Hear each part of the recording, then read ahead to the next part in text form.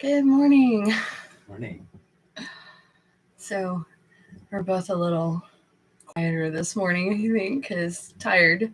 Um, Val's been feeling fine. We've had a lot of people kind of keeping up with us. We have COVID again, so it's our second time. For me, it might actually be my third because looking back, March 2019, I had um, couple of days of like serious vertigo, and I never get vertigo. It could have been a bunch of different things. I didn't have any other symptoms, but back then testing wasn't as prevalent. Turn my alarms off here. But so not sure, definitely second time. So um, just moving kind of slow. And we're actually doing it's tea with Panda today. We can talk about that too. Yeah. The new hobby, the new game. Yeah. So yeah, we're gonna do that. But mostly non-functioning for me because of fatigue, but I'm getting there slowly. The fatigue from when we had COVID February of last year um, finally started to let up for me around October. And now I'm back at square one. Only this time it actually feels worse because it's not fatigue right this second. It's tired because we were up late, but because I streamed last night. And it felt really good to actually stream for a decent amount of time because the first couple I did for an hour because I was just I did pushed it to an hour and a half the one time. It's fun to all be running around together like that too. Yeah, we did it the night before or a couple of nights before too. And that was It's just nice to have like a group of 4 like running around. And just But so tea with Panda today. What I'm drinking is, and I buy this by the case. It's $20 on Amazon. Mm-hmm.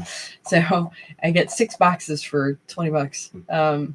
But it's Stash Tea, who I absolutely swear by, because they use the essential oils and, well, not really essential oils, but they use the oils and the spices.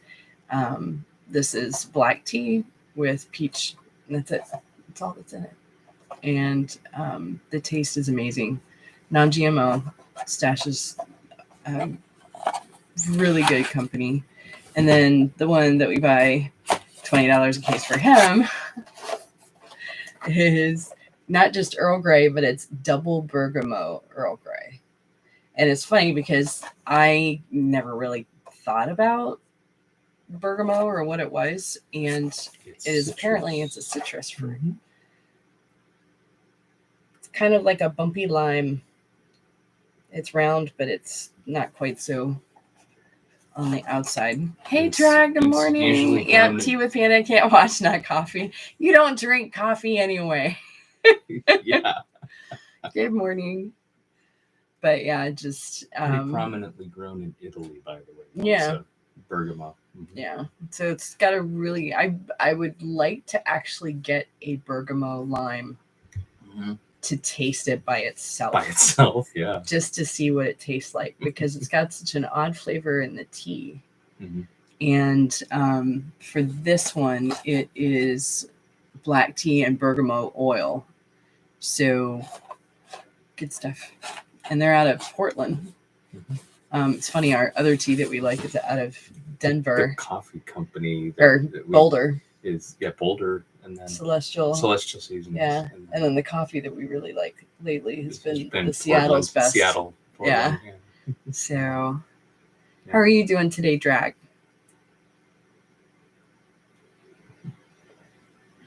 We got a couple of books from me and a couple from Val. And we're going to talk about gaming. And I'm going to talk about a book that I actually want to order that I haven't read yet. But I'll go ahead and start us out with the 2 that I have. I've had this one for a little while. And it's Werner's nomenclature of colors adapted to zoology, botany, chemistry, mineralogy, anatomy, and the arts. And it's the book Charles Darwin used to describe colors in nature on his HMS Beagle voyage. So, super cool book. First published in 1814. My goodness. It's a classic taxonomic guide to the colors of the natural world. This charming facsimile edition is the perfect gift for artists and scientists alike. Smithsonian Books puts it out. It's actually $10 on Amazon for hardcover. Doing good, Drac. Just tired because we were up late last night. But it goes into it has the colors that he used and his notes and some backstory. It's got the kind of vintagey look to it, with the text and everything. Like that typeface too. Yeah, it's like the font's beautiful. Tile red is hyacinth red mixed with much grayish white and a small portion of scarlet red. Hyacinth red is scarlet red with lemon yellow and a minute proportion of brown. So he goes into what the colors are. So there's a swatch in there, which is really cool because I can take a photo of it on Procreate and import actually import the color and make it. And I love that it had a little British Museum of Natural History stamp on the inside of it. It was kind of cool. Goodness. That's amazing. This is a really neat little book. It's not crazy big, but it's been a really nice resource anytime I've wanted to do kind of the vintagey colors or any colors at all. Even you can swatch the front piece too. I suppose if you do computer illustration, that's super useful. Oh yeah. I really liked it because of the history aspect of it. Mm-hmm. I wish they had one for Audubon or I have a book that's actually, let's see if I have it over here. I've got a couple. I've got one called the Sea Journal right there. And I think I've mentioned it before. Yeah, it's a big book. This one I love because it's Seafarers Sketchbooks.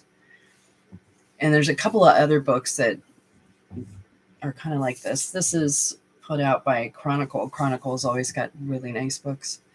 But it's literally goes into seafarers' journals. So it's like a museum catalog and then what the inside of the book looks like. Yeah. Oh, wow. And has the history, and it's got several, pages from different things. There's 30 different. Yeah, there's 30 different. Oh. That is Aaron Cushman, 1800 to 1856. Huh. And it's Cushman's journal from a specific voyage in 1842 to 1845. A lot of it has whales. He apparently had a thing for whales. So, good or bad, I don't know if he was a whaler. But, Cook's journals are in here. There's some that have art pieces that they actually did. Bathysphere log with all the pressure notes and everything. Yeah, it's got some cool stuff. Boat builder stuff, adventures. Shipwright, yeah. Yeah. There's anatomy. There's anatomy one on or rather epidemiology by the look of it. Yeah, it looks like gangrene. I'm not going to show that one. Good, yeah. There's different sea snakes. Herpetology? Yeah, different sea snakes and plants. So it's pretty. Yeah, I really love this one. Which one? Have to get one, the color book. Yeah, it's like I said, it's $10 on hardcover. I'm gonna link to it right after the video. I linked to everything that we talk about And the last one that I have is, this one's called The Company of the Dead. And it's an alternate history. It's an alternate history. If the Titanic, or actually no, excuse me, if the Hindenburg had not happened. This is March 1912. A mysterious man appears aboard the Titanic on a doomed voyage. No, Titanic. His mission to save the ship. The results of his effort is a world where the United States was never entered into World War I, thus launching the secret history of the 20th century. April 2012, Joseph Kennedy, grandnephew to John F. Kennedy, lives in an America occupied on the East Coast by the Germans and on the West Coast by the Japanese. He is one of 6 people who can restore history to its rightful order, even though it may mean his own death. So, good book, big book. One of the few that I've read that's like big. The probably could have been a series because look at the size of the font on the inside of that. Mm-hmm. But really good. I really enjoyed it. So, Company of the Dead. I will link to this. Like I said, it's alternate history of the Titanic. If the Titanic had not crashed, had not sunk. So, it's pretty cool. But I linked to it. Okay, your turn. Okay. I have 2 books from Runehammer Games today. Or rather, prior to him getting the contract with Modiphius, these were Runehammer, and where you could get them was Drive-Thru RPG.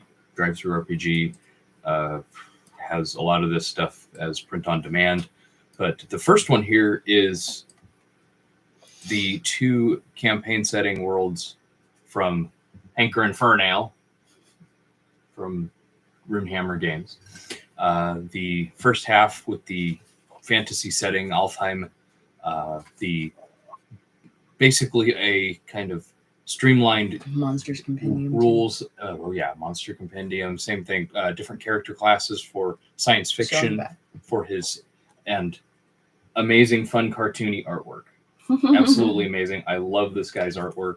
There's amazing stuff in here. I mean, it looks like just this is his sketch journal as he, mind maps and things. It's absolutely amazing. Just go ahead and hold that up in a couple of places because absolutely wonderful. That was in paperback that way was around 20, I want to say, on Drive-Thru RPG.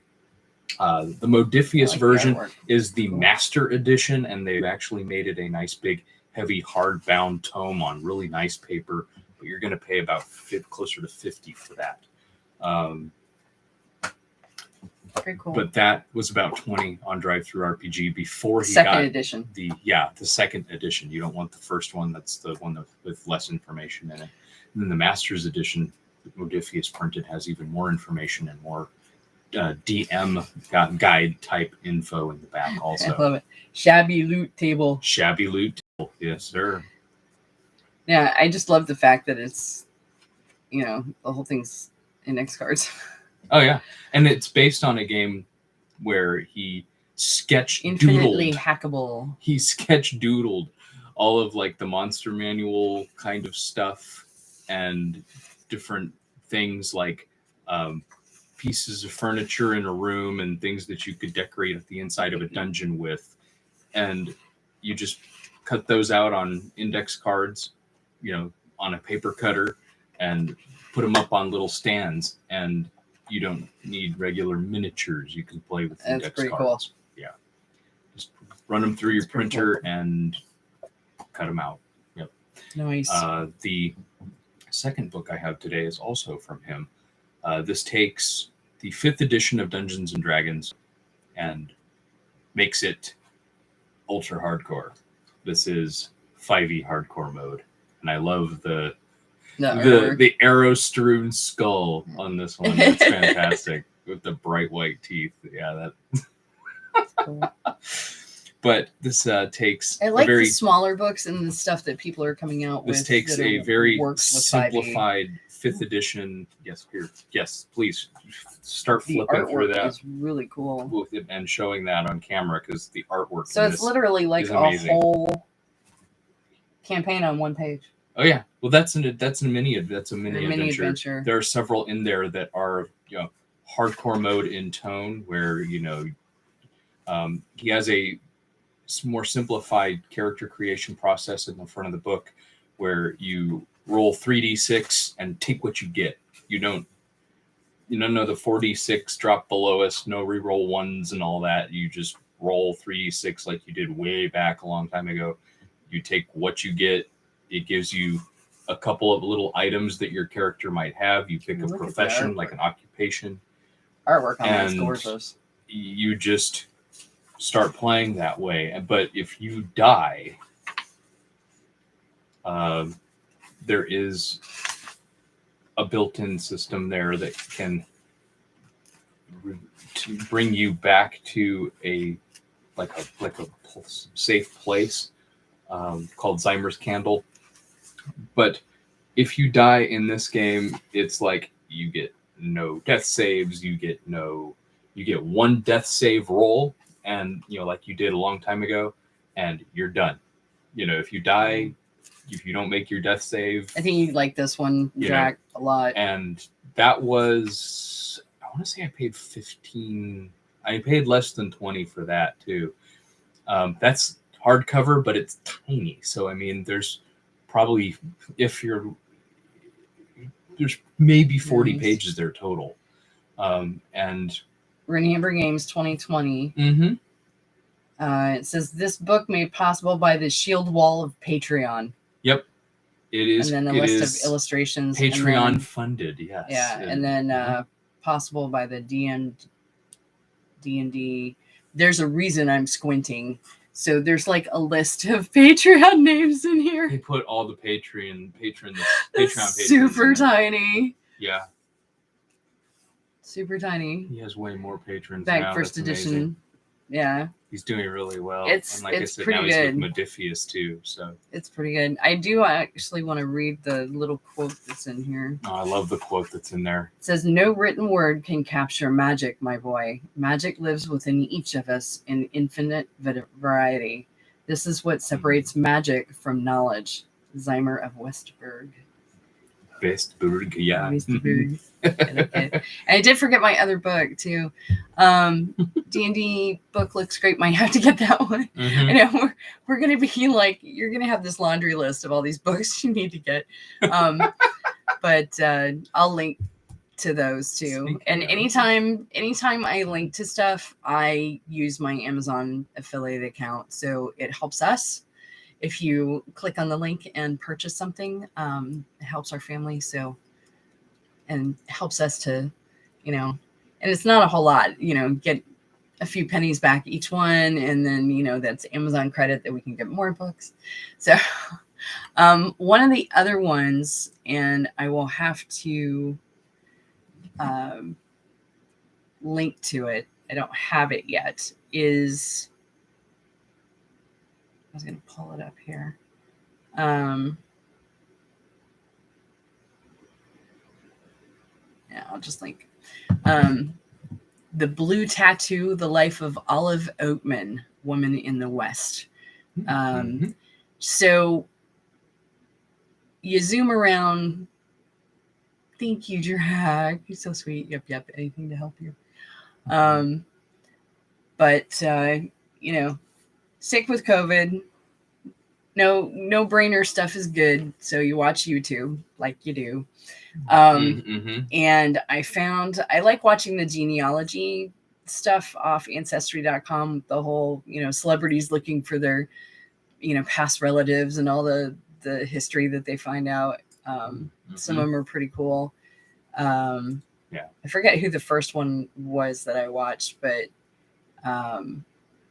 one of the first ones, I think, was the one guy that plays, what's his name? Was it, the nerdy guy? I'm losing words. Neil Patrick Harris? No, Neil Patrick Harris one was funny. That was funny. The other one was, I remember that one. They had George R.R. Martin on there one time. Yeah. Judi Dench. Judi Dench was cool. Been on there. The Mama Weasley. I can't think of her name. The actress. Mama Weasley. Yeah. No, Sheldon. Oh, Sheldon Cooper. From. Yeah, I can't remember his I'm tired, actual so I can't name. remember. I don't know his actual name. The show. Oh,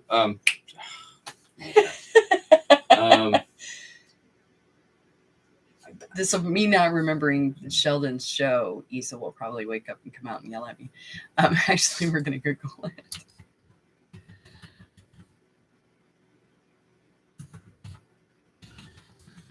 I don't watch it. I've watched like maybe 2 episodes. I've watched Jim Parsons. it. Yeah, Jim Parsons. Big Bang Theory. Thank you, which I love. It's a great show. They had him on there. But Rabbit Hole, going from hi, good morning. Yeah, Big Bang Theory. Yes, Big Bang Theory. Yes. Like I said, I don't watch it. I've watched all of like maybe 20 minutes in snippets of that show. So. Yeah. But there's another one that I found. It was Boy is Mysteriously an Antiques expert. And there's a series called The Ghost Inside My Child. And they go into where kids are remembering past lives. Mm-hmm. Kind of crazy. But I do believe in reincarnation. With the way that they do the show, if the stories are true, cool. It sounds feasible. No opinion really. It's YouTube. So, but one of the cases was a little girl that remembered, she was 5 and was remembering stuff that it was Wild Wild West, and she went into different things, and she was like, my sister died in my arms. Her name was this. And she was describing, Native American indigenous tribe stuff that she couldn't possibly have known. That wasn't something that they would generally teach in school. And she was 5. So, yeah, you can get a lot off the internet, but still the things that she was talking about were very detailed. And she started mentioning things. So the mom, of course, was completely freaked out. They were Baptist, didn't necessarily believe in reincarnation. Her sister or her aunt's older relative was kind of, knew about it. So she started talking to her, and she's like, it sounds like she's remembering a past life. And so, find out things without asking leading questions. And the mom started doing research and found out about Olive Oatman, who lived in the Old West in the 1800s.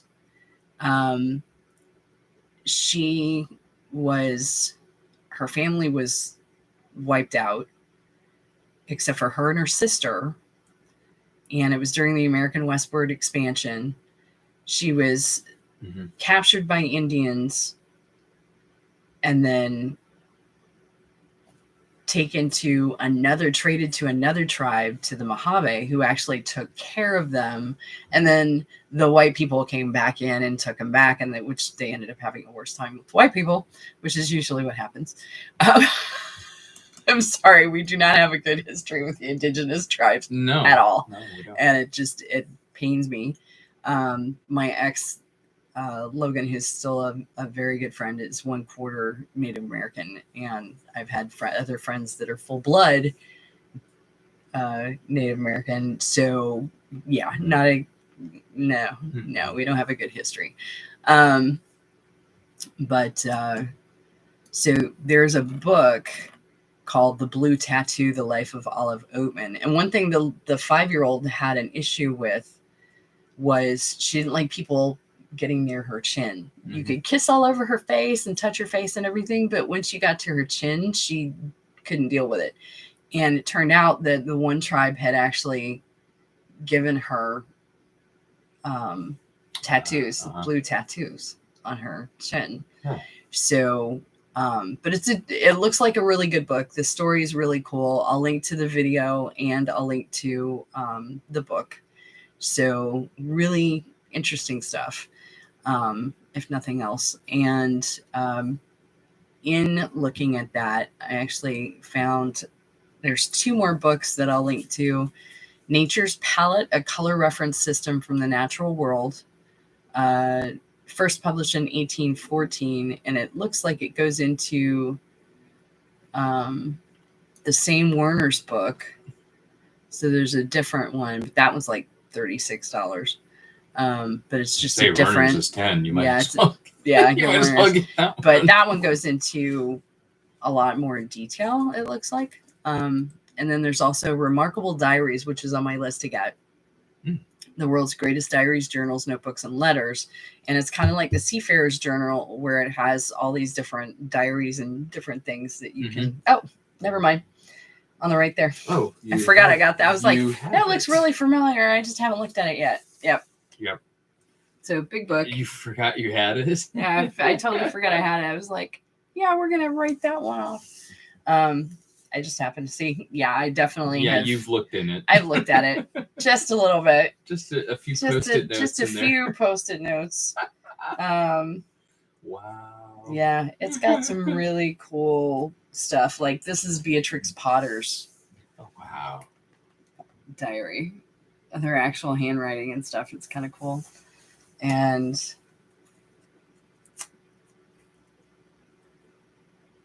pull out a couple here.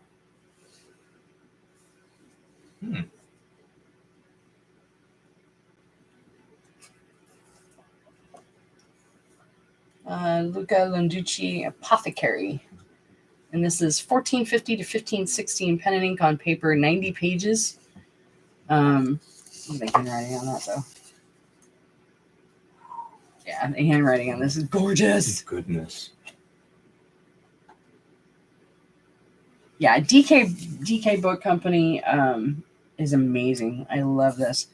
The quote on the back, it says, "I never travel without my diary. One should always have something sensational to read on the train." It's Oscar Wilde. It says, "Travel back in time and witness both everyday life and great moments in history and this fascinating compilation of diaries through the ages, bringing together historical and literary diaries, artist sketchbooks, explorers' journals, and scientist notebooks. Remarkable Diaries provides an intimate insight into the lives and thoughts of some of the most interesting people of the last 2,000 years. I mean, just the cover, you know.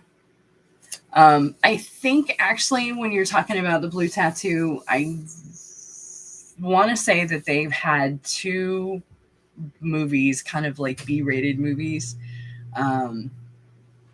Maybe 3. I think there were links that I had come across for the movies for that. So you're not wrong. So they definitely have that going on.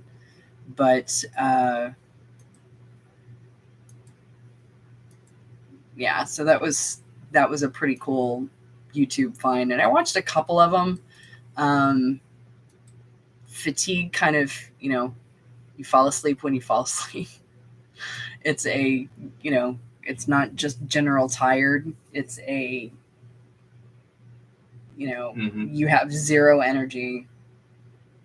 You literally feel like you're wearing a lead blanket. And it's a situation where you go take a nap or you fall down. So it's been interesting to deal with that. And I'm upset that I'm back at square one, but it is what it is, and you just keep moving forward. So does everything from Diaries. I know they've got some really cool books. I've got probably 2 or 3 of their books, I think, probably on the shelf out there. I have a wall literally of books in the living room. It's these big, you know, 7.5 foot bookcases. They're about 3 feet wide. I've got 3 of them full of books. Plus all the ones in the bedroom, plus 2 bookcases here.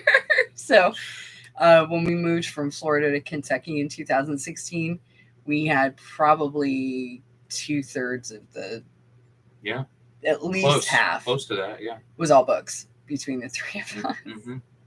So, but yeah, I probably read more nonfiction, oddly enough, than I do fiction.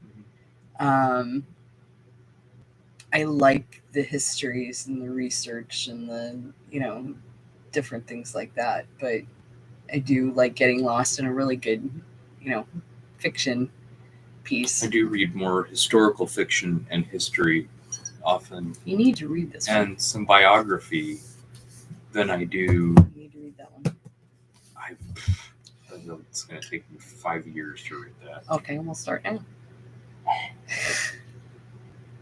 By the time we have our 15-year wedding anniversary, you'll have it done. You remember how long it took me to read The Historian. So yeah, and you loved it, right?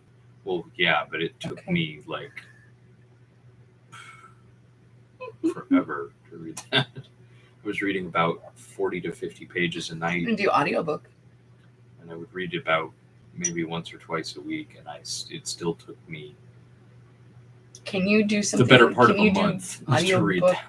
And game at the same time, because that's what you're doing usually when you're not teaching. Yeah. Because I can share books. Probably. Yeah. I have an Audible. I don't membership. see why not. Actually, I start and restart. I stop and restart it occasionally because it's $15 a month. I'll get a couple of credits, and you can actually just buy credits instead of doing that, but it's more expensive. And their pricing systems on there, it's weird, but I usually only do it for reference books. I don't necessarily do it for ebooks. I'll do reference books. Audible, I'll do fiction. I will do fiction. So, like Big Magic with Elizabeth Gilbert. The first time I ever read it was on audiobook. Mm-hmm. Fell in love with it. Bought the hardcover. Got Issa to listen to it with me. Mm-hmm. And she's got the ebook, I think, but she doesn't really read it. It's just there if she wants to look something up. But yeah, so good stuff. I'll link to that one too. But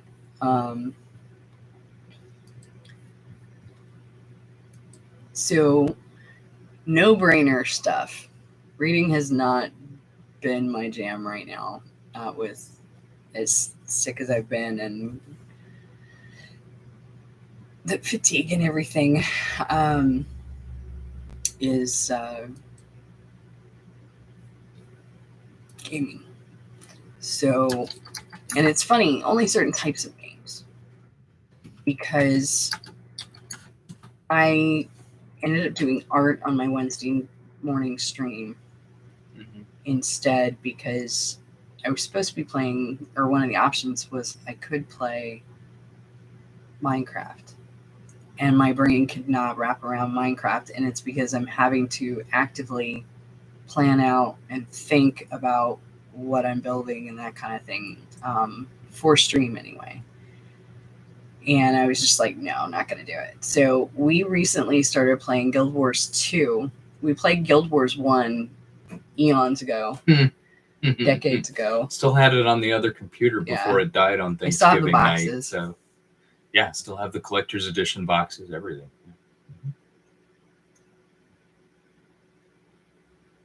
Yeah, I do. I know I do. Yeah, I have it. My eyes are fine. I messed with my eye one time and it's still healing. I need to get, last time they checked my eyes were fine. But yeah, I already knew about it. But the Guild Wars 2, infinitely better than the first game. Love it. So we've been playing that, and way too late last night because I did stream from 7 till midnight, I think. Kicked Josh and Issa off. Like I said, I thought it was later than that. But and then I remember turning around and it was either 11:45 or 12:45. And Issa was like popping out of her room to come out here. And I'm like, why is she still Yeah, no, we kicked her out again. And at I was midnight, I think. Still, that's midnight, you know. Yeah, no, I've actually mentioned it before on Stream Direct. Yeah, it just hasn't healed up yet. So, but I did have my eyes checked, so they said I didn't have sugar in my eyes or anything like that. Yeah, so that was within the last few months or so. Yeah. I remember your appointment. So yeah, but I remember you ranting about the appointment. Yeah. Yeah. So yeah. But train of thought derailed. She went bye. Guild Wars 2. Guild Wars 2. So we've been running around in that, and it's very, let's go check this out. Oh, it'll just take a second. Yeah, let's go check this out. What time is it? No. But I actually was able to stream my whole 2 hours Wednesday morning, so that felt really good. And then without getting completely wrecked, although mid-afternoon yesterday the fatigue hit me and I was just like, it's like, it's almost like I'm wading through mud. I don't know how to describe it. It's not as easy as walking through water, but it's like walking through mud where you're having to like pull yourself kind of thing. Ice just feels like a lead blanket, but the tea helps. This is my therapy lately, is warm tea, hot tea. We've been making a lot of soups and stuff too. We did a potato leek soup that I probably won't hit with the immersion blender next time, but I wanted it a little less. I was disappointed. Chunky. Yeah. Well, it tasted good. Let's be clear on that. But he likes chunky soup. And lots of broth. And it was like, I can drink this. Well, that was the whole point. Well, okay, but I hit it with the immersion blender and like bothered to dice up all the potatoes, thinking, "Oh yeah, this will be tasty." And then she goes, and everything's liquefied, and I'm like, "That was a waste of work." Super sick. No, because I had to cook. So it was super sick, but I only had 2 leeks to put in it, so we're gonna get a lot more leek next time. They were not large. Yeah, well, it was pretty much you get what you get. I cut the pieces off of them, and the bulk of them both were only this big, and I'm like, well, you have to think about used to having chain leaks issues that they're having right now, and a lot of stuff too. I know, but it was just. So we've been making soups and stuff, and and lentils. So we had lentils, the old time soup, not soup you can drink through a straw. Well, that's called stew. Stew. Thank you very much. Yes. I didn't make stew. I made soup. I know. So, but anyway, it was good. I didn't say it was not good tasting. It's just, I'm like, texture-wise, he was just like, no, not having it. It's like I'm glad we had the bread to eat with that because it was just like there was. Now we had a turkey rice soup. Oh, one of our lovely. She can drop here. She could drop a quart of that off anytime. That was so good. Fantastic. Absolutely. Oh, wonderful. I know. I've had 3 or 4 different soups that. Shirley I want Panera's squash soup. They are all. I want good. Panera's squash Shirley's soup. Shirley's soups are fantastic. Friends of ours, Shirley and Howard, live here locally, and we've actually been doing board game night and stuff with them online. Which is through awesome. Board Game Arena, which has been fun. It's a little bit of a learning curve because if you've never played whatever game you're playing, you have to kind of learn the way that they have the board set up. And then it puts your part of the turn into stages. Everybody does certain stages of their turn at the same time in certain games. So it'll say everybody can place pieces of these right now. And so when you're done placing them, if you choose to do so, you click done, and it moves on to the next stage. So, which is interesting because usually, like in a turn-based table game, you're like, it's my turn, I do this. Okay, now it's your turn. That person does their thing, and then it goes to the next person. And you're not usually like used to there being a phase where everybody does something and it affects the board on all fronts, and then it moves on to the next round, and then everybody does this part. Yeah. That's what kind of threw me, and it took me a while to get used to. Yeah. So yeah. But it's a lot of fun. So we've done that. I may start a game with some people on Discord. You included, Track, if you guys want to do that. Do a turn-based game where we can play backgammon together. I've been playing Chinese checkers, backgammon, which I love both. And a couple of the other indie games. It's all indie board games. So there's not any of the regular ones that we usually play. Yes, French onion soup is really good. I will link to it. It's Board Game Arena. And so you can start a turn-based game with somebody else. It's just random person off the internet or friends. And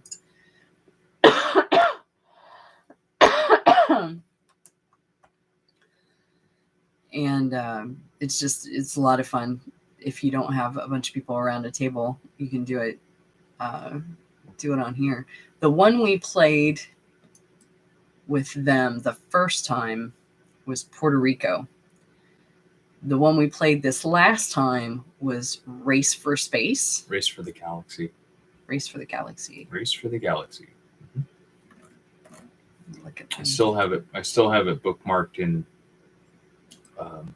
my Amazon, but the base game's like 30, I think, right about in that neighborhood. Yeah, some of the games you have to buy premium, which our friends have a premium account, so we were able to play. Yeah. But they have like tabletop kind of thing. They have Q-Birds is one of the ones I've been playing. Backgammon, Chinese checkers. I've won a few, but the more complicated ones are the ones that Howard and his son Bryce and Shirley like to play. There are local rules lawyers there who I went by, and it's great because if you need any kind of explanation on a game, they're like on it. They devour and memorize games. But they're the ones that taught me how to play the Firefly board game, which is huge. It takes feels like it takes 2 hours to set up. Yeah. How long did that take to set up on that table? It was crazy. We played for 6 hours the first time, and I went back and played another 4 hours before he finished the game. It almost took up the whole table. Yeah. You still need... It's because I'm talking too much. Medicine? Yeah. I haven't done... You're still coughing. So I haven't done Mucinex in 2 days. Yeah, it's been good. But I haven't done it in 2 days. Yeah, but yeah, I apparently need it today. So, but yeah, there's a bunch of indie board games on here. One of the ones they just added was Railways of the World is a new one that they just added. Yeah, Race for the Galaxy. I will link to that one. And Puerto Rico. Puerto Rico was fun. Puerto Rico was a lot of fun. Yeah. I enjoyed that. I really had fun with that one. I'm glad that we played that first because I really enjoyed that. And I think if we had played something else that was more complex, I would have been turned off by trade and...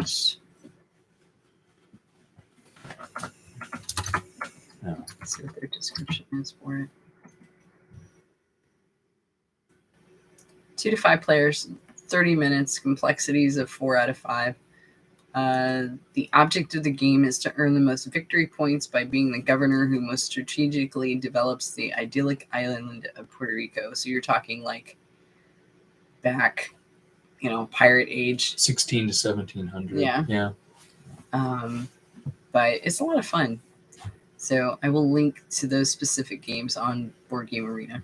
And the cool thing is like Val or Drac, if you want to play with Val and I, we can pick a game and do it. It's all turn based, and you don't have to be there. Or we can play in real time and actually play the game too. So it's kind of cool. And I find that having specific questions answered when I need them is more helpful than getting all the information up front. Remember it. I do like getting an overview. Like Bryce will give me a complete rundown of all the rules in the whole game. I won't remember it, but once I'm in it, I'll start pulling from that knowledge and then just when ask you have to start questions.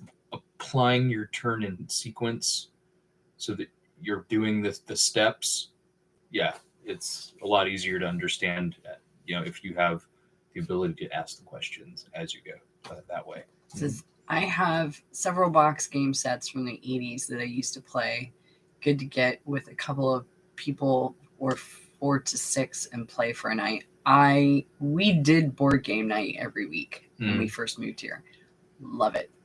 Not just D&D, but actual, like, we'll get together and we were doing Mom Mondays where we go over, grab cards. Mom, get her and her laundry, bring it here. She'd do laundry, hang out for the day, and then we'd take her to the grocery store if she needed to, and then we'd go back to her house and play board games all night. Monopoly, Scattergories were the two things. Cards, we played 500 Rummy all the time. Rummy 500. Because I grew up playing cards with my grandparents after dinner every night. Mom, my grandparents, and I. And so, when I play my cards. But I have a ton of older board games. Pente, Othello, Backgammon, chess, checkers. Mancala. I got him Mancala for Christmas. And so I found... had one really nice Mancala board, too. Yeah, go get it. Yeah. I'll show him. Yeah. I don't have a problem with that. Here. But he was so excited. And I found one that looked like the pieces were Carnelian, which he loves. So, yeah, that went over really well. He about cried. It was great. I loved it. Let me take a look here, and I will pull that link up, and I will share the link for you guys, because it's a really nice set. Well, don't worry about taking it out yet. So, big set. Really nice wood set. And the stones all look like they were Carnelian. So, yeah, this is one of the things that I got him for Christmas. So it's got real stones. That whole case pulled out, actually. Yeah, because it is Carnelian and variations of Carnelian. Because Carnelian can actually be green too. Oh yeah. Yeah, I like the green ones. I didn't realize that.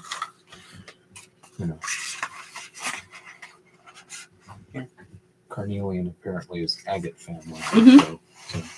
Yeah, but look at this board. Softer and easy to carve. Yeah. Take that and that. Yeah. But yeah, so it's a really yum jelly beans. Yeah, no doubt. Yeah, exactly. It's a really, really nice wood board. I have actually never, that I remember, played Mancala before, so you and I are gonna have to. I vaguely played. Because you did it at Wizards. I played it at Wizards, but I didn't understand. From what I read of the rules in this, there's a couple of rules in there that I don't remember being taught or had somebody go over with me. So apparently there was a rule or two in there, or a way that it wasn't explained to me, that are part of the scoring process and the process of picking the stones up, moving them one stone as you go down each one, and then your storage areas for each player are on the opposite side. Each player is going this way from back down, down here to it's this direction. Like Chinese checkers. Up on this end and to this direction. In that way? Yeah. You're just trying to get the other side of the board. Right. You skip the other person's storage, and you keep putting them in the next set of circles, storage areas, container areas, and then when you get to your storage, you drop the stuff in it. If you end in an opponent's that has stones in it, if I remember correctly, you have to take what's there. So it's there's almost like a thieving element involved as well. Which is why, one person could end up with like every stone or most of the stones if they're currently unavailable, but I'll still link to it. Strategic about it and everything. So, but oh my gosh, a Wampa. So the suggested buy on Amazon was a Star Wars Wampa 3D character rug playmat. That's basically like a bearskin rug, only it's a Wampa. It's a Wampa rug. I know what I'm getting next for the bed, because I'm putting that sucker on the bed for a blanket. It looks like a Sherpa blanket, but it's a Wampa rug. That is too cool. Oh my gosh. I have a thing for Yetis. The Wampa thing is a thing. It's just cool. So I'm going to link in the after thing, but I'm going to link right now down in chat because y'all need to see this. It's too cool. I want one. He's got the little footies on it. That's so cute. Oh my gosh. Issa's going to love that. But yeah, actually the one from Avatar, Appa. All I could think of was Yip Yip, and I'm like, no, Appa. Yip Yip, Appa. Yeah. Mm-hmm. So I know he's so cute, but I can put it on the bed as a blanket. I don't have any place to use a rug. And with my balance, and I'll trip over it and kill myself. So death by Wampa. But yeah. So one of my vices last year when we were making decent money with teaching was I was backing stuff on Kickstarter. Last year and the year before. I still have stuff coming in.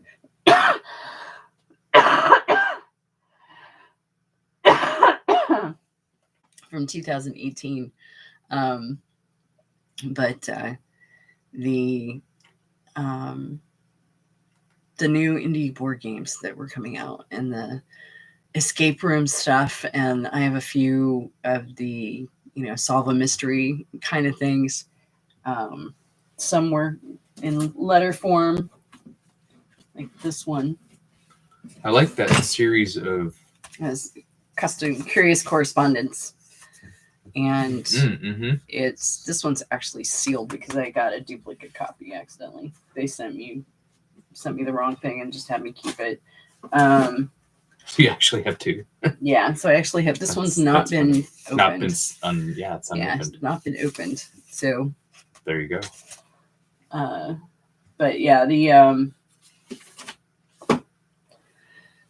stuff like that, or things that had like that one that I got that was the big huge map. Yeah, I was going to talk about that too. Before you run out of time there. Yeah. You have like 6 minutes. The curious correspondence is by the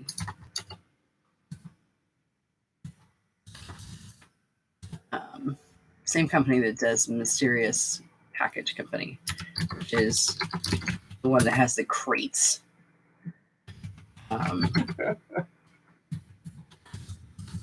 I know, Drac, you remember that I'd gotten one that had the scrimshaw piece in it, and right down there on the floor. Yes.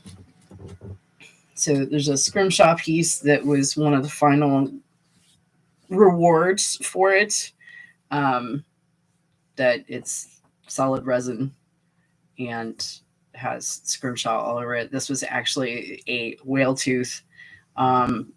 The map that came with it is literally 5 feet wide, and it's a topographical map. And there was little pinpricks on it, and little pinholes on it in one spot, and some other little clues that I was putting together. So I love puzzles. Val is not a puzzle person. Josh is like, puzzles? Can I do that with you? So Josh is going to be my puzzle buddy, probably. But yeah, the the other Christmas thing that I got everybody, I got one each, is these are real leather bags, and they are, you're going to want this, Drac. They are, he doesn't have his completely unpacked. Yeah. They're all adventurers coins. No, because that one's still adventurers coins. So there's 3 different denominations. Yeah. Yeah. So there's the smaller one, and I will do the focus on the camera a little better so you guys can see it.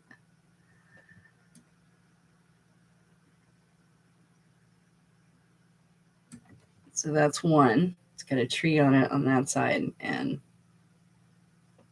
like a stag, and then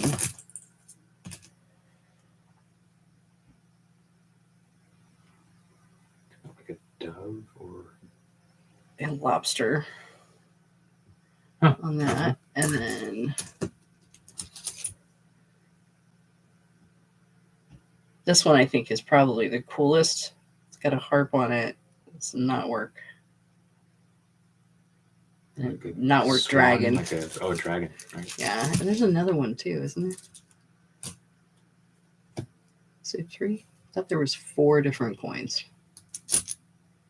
3 sizes. So you've got gold-ish ones. 3 sizes. The bronze-looking ones and the silver ones. Yeah. So I got everybody a bag of these adventurers coin things. So it was pretty cool.